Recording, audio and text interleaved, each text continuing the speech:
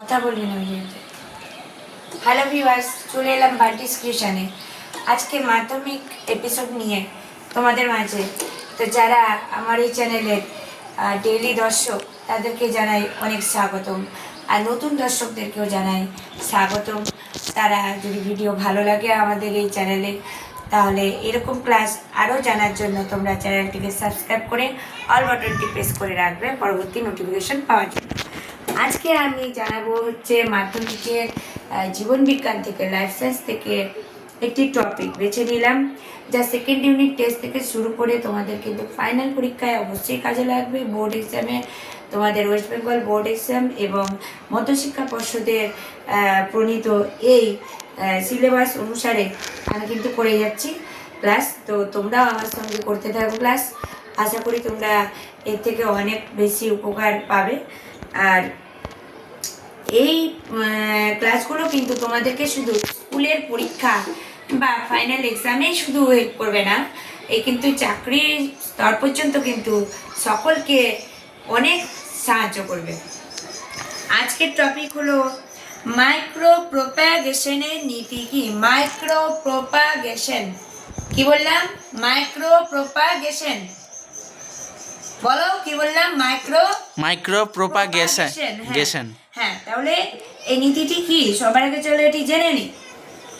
তো micro propagation হলো যেমন উদ্ভিদ কোষ। তো উদ্ভিদ কোষের একটি বিশেষ বৈশিষ্ট্য যে এই প্রকার কোষ যে কোনো কলাকোষ বা কোষ বিভাজন দ্বারা সম্পূর্ণ উদ্ভিদ সৃষ্টি করতে পারে।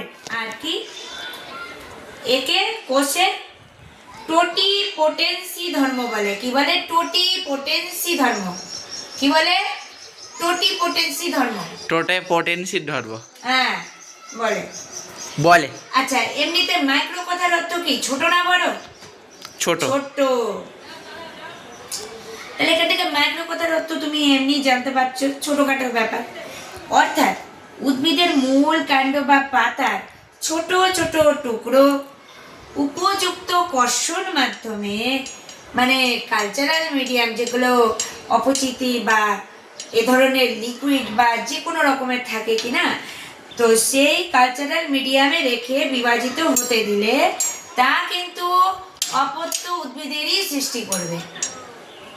কিরকম উদ্ভিদ সৃষ্টি করবে? অপত্য উদ্ভিদ। হ্যাঁ, তাহলে এই নীতিটাকে কি বলা হচ্ছে? মাইক্রো প্রোপাগেশনের নীতি। কি বলা হচ্ছে? মাইক্রো প্রোপাগেশনের নীতি। হ্যাঁ, এর সঙ্গে আরেকটি প্রশ্ন তোমাদের চলে আসতে পারে, খুব সম্ভাবনা আছে যে টোটাল 5 নাম্বারের কোশ্চেনে এটা একটা পার্ট থাকছে। সেকেন্ড পার্টে তোমাদের থাকছে যে অযৌন এবং যৌন জননের মধ্যে কি কি বৈশিষ্ট্য লক্ষ্য করা যায়, অথবা এদের পার্থক্য লেখো।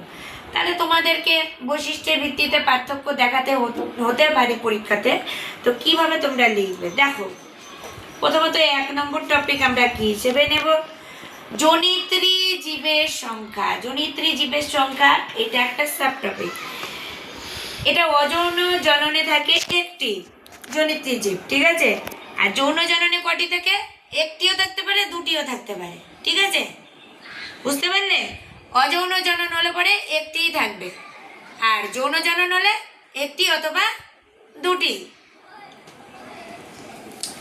2 নম্বর সাবটপিক গ্যামেট উৎপাদন। অযৌন জননে কিন্তু গ্যামেট সৃষ্টি হয় না, রেণু উৎপাদন বা দেহকোষে বিভাজিত হয়ে তবেই জনন হয়। আর যৌন জননে কি হয় বন্ধুরা? 2 প্রকারের গ্যামেট উৎপন্ন হয়, যেমন স্ত্রী গ্যামেট, যেটাকে আমরা ডিম্বাণু বলে জানি। গ্যামেট কি? এবং এই তো ডিম্বাণু, ঠিক আছে, অণু। এবং পুং গ্যামেট মানে শুক্রাণু, ঠিক আছে, অণু, শুক্রাণু, ডিম্বাণু। ওকে, তারপরে 3 নম্বর সাব টপিকে চলে আসো। মাইটোসিস ও মিওসিসের উপর নির্ভরতা।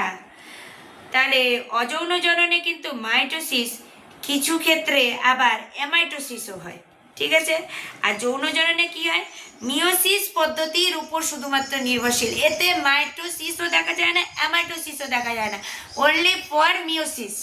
ওকে, এটা যৌন জননে। আচ্ছা, নেক্সট সাব টপিক যেটা অপত্য যৌনুর প্রকৃতি। ঠিক আছে, তো ভিডিওটি যদি তোমাদের ভালো লাগে, এই আলোচনা এই ক্লাসটি যদি তোমাদের হেল্পফুল মনে হয়, অবশ্যই লাইক কমেন্ট করে জানাতে ভুলো না। আর বন্ধুদের সঙ্গে বেশি বেশি করে শেয়ার করে দিও, যাতে সকল বন্ধুরা সমানভাবে উপকৃত হয় তোমাদের মতোই। তাহলে অপত্য যৌনুর প্রকৃতিতে কি হয় সেটা দেখে নেওয়া যাক। অযৌন জননের ক্ষেত্রে কোনো প্রকার প্রকরণ ঘটে না, তা জনিত্রী যৌনুর অনুরূপ হয়, প্রকরণ ঘটে না। ঠিক আছে, আর যৌন জননে তার পার্থক্য মানে উল্টাটা হবে, অবশ্যই প্রকরণ সৃষ্টি হয়। হ্যাঁ, আর প্রকরণ সৃষ্টি হয় বলে কি হয়, অপত্য যৌনুর মধ্যে যথেষ্ট বৈচিত্র্য লক্ষ্য করা যায়। ঠিক আছে, তাহলে যেখানেই প্রকরণ ঘটবে সেখানেই বৈচিত্র্য লক্ষ্য করা যাবে, আর যেখানে প্রকরণ ঘটে না তার কিন্তু জনিত্রী যৌনুর অনুরূপ হয়, মানে কোনো রকম কোনো বৈশিষ্ট্য লক্ষ্য করা যাবে না। ঠিক আছে, এই ছিল আজকের আমাদের টপিক।